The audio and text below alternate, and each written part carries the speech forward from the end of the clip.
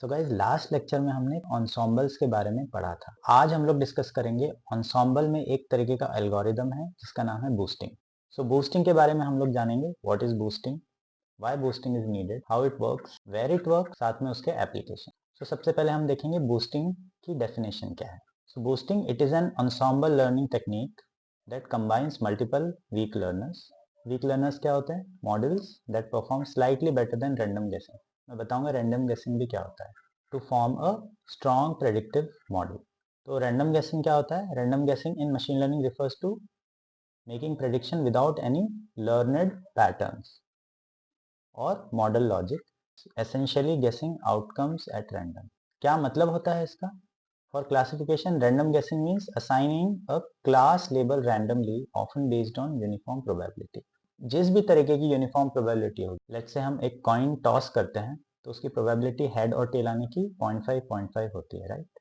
So it is 50%. Similarly, if there are 3 classes, each guess has 1/3 chance of being correct. तो ये होता है classification में random guessing. Regression में it could mean predicting random values with in a range without considering input feature. किसी भी एक range में अगर हम लोग कोई एक रैंडम गेस करते हैं, that is called as random guessing regression. Important क्यों होता है? बेसलाइन परफॉर्मेंस, मतलब random guessing sets a lower benchmark. Any model should perform better than random guessing to be considered useful. तो रैंडम गेसिंग को एक बेस लाइन परफॉर्मेंस मॉडल बोला जाता है, राइट? तो रैंडम गेसिंग के ऊपर जो भी आपका मॉडल का आउटपुट आता है और एक्यूरेसी आता है, तो that is called as better model, right? और उसको हम कितना ज्यादा बेटर कर सकते हैं, that is the idea. So random guessing की एक्यूरेसी क्या होती है? जिस तरीके से मैंने बताया, अगर आप कॉइन टॉस करते हैं तो 50% होती है। इसका मतलब 2 क्लासेस हैं, हेड और टेल्स, सो 50% प्रोबेबिलिटी होगी किसी एक क्लास के आने की। अगर 10 क्लासेस हैं तो एक्यूरेसी कितनी हो जाएगी? 10%, right? So this is called as random guessing. Boosting it is an ensemble learning technique that combines multiple weak learners.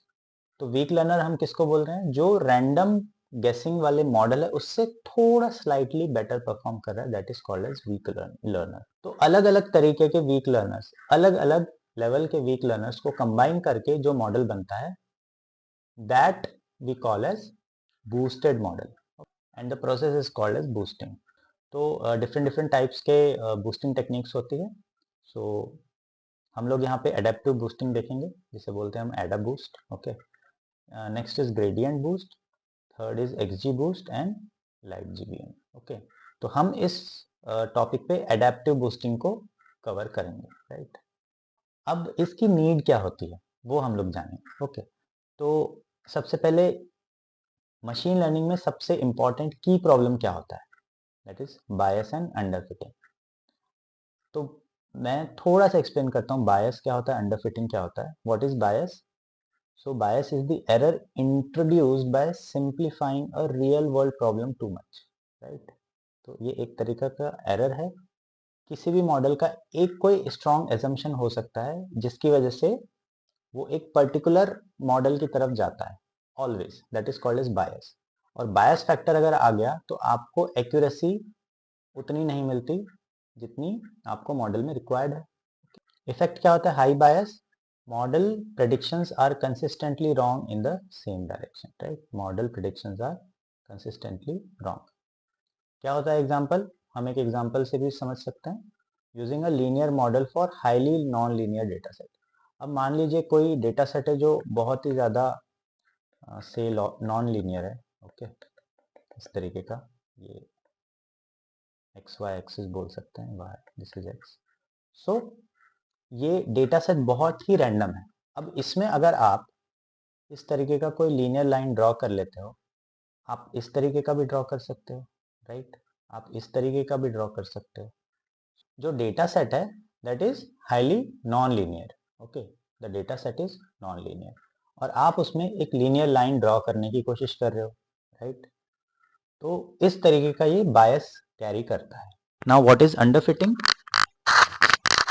Definition देखते हैं। Underfitting occurs when a model is too simple, okay. Underfitting कब होता है? When the model is too simple.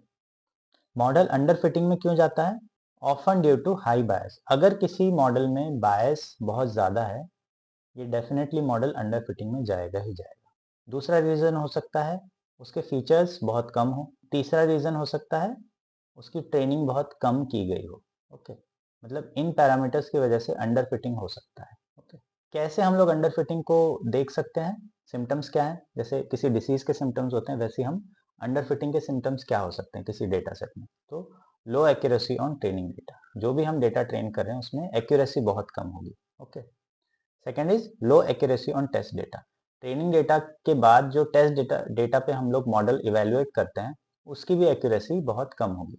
तो अगर accuracy कम होती है, इसका मतलब जो मॉडल है वो अंडर फिटिंग की तरफ जा रहा है, राइट? तो कैसा रिलेशनशिप होगा? High bias usually leads to underfitting. High bias usually lead to underfitting. Underfitting is equal to model fails to capture complexity, right? As I already told you, poor performance everywhere. Okay, तो underfitting की ये qualities होती है। So let's move on to need. तो इसमें क्या होता है, जो भी वीक लर्नर्स होते हैं वो अकेले ही स्ट्रगल कर रहे हैं, राइट? इस तरीके से है। तो इनको सुधारने के लिए हमें बूस्टिंग की जरूरत पड़ती है। बायस को रिड्यूस करने के लिए focus on hard cases, okay, better accuracy and versatility. So focus on hard cases मतलब boosting assigns higher weights to misclassified points, forcing the next model to learn from mistake, right? This makes the ensemble smarter over time. Boosting जो है वो focus ही इस तरीके से करता है, right? Focus on hard cases. तो केस हार्ड है, राइट? कॉम्प्लेक्स केस है, and you have such points which are misclassified, और इसी मिसक्लासिफाइड पॉइंट्स को बूस्टिंग जो है रिजॉल्व करता है, राइट? वर्सेटाइलिटी मतलब किन किन चीज़ों पे बूस्टिंग वर्क करता है? दैट इज क्लासिफिकेशन प्रॉब्लम हो सकती है, राइट?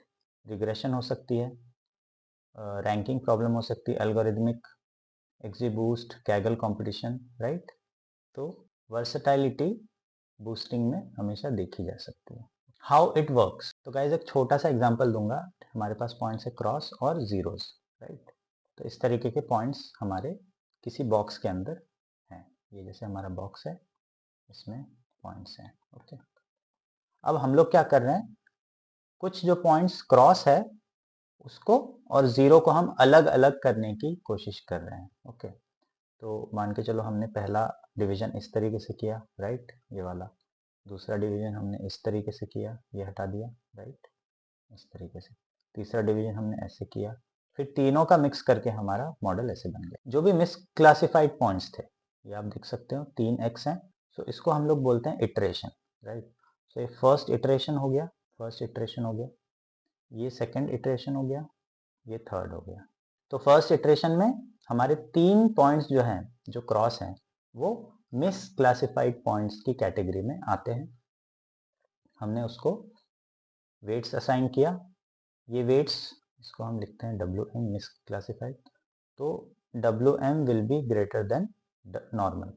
सो इसमें हम लोग क्या कर रहे हैं, जो मिस क्लासिफाइड पॉइंट्स है, मिस क्लासिफाइड पॉइंट्स के वेट को हम लोग बढ़ाते हैं, और करेक्टली क्लासिफाइड, तो ये जितने भी जीरोस हैं बच्चे वाले, और ये जो क्रॉस है, ये करेक्टली क्लासिफाइड है, इनके वेट्स हमें कम करना है, और जो मिस क्लासिफाइड पॉइंट्स है इनके वेट्स हमें बढ़ाना है।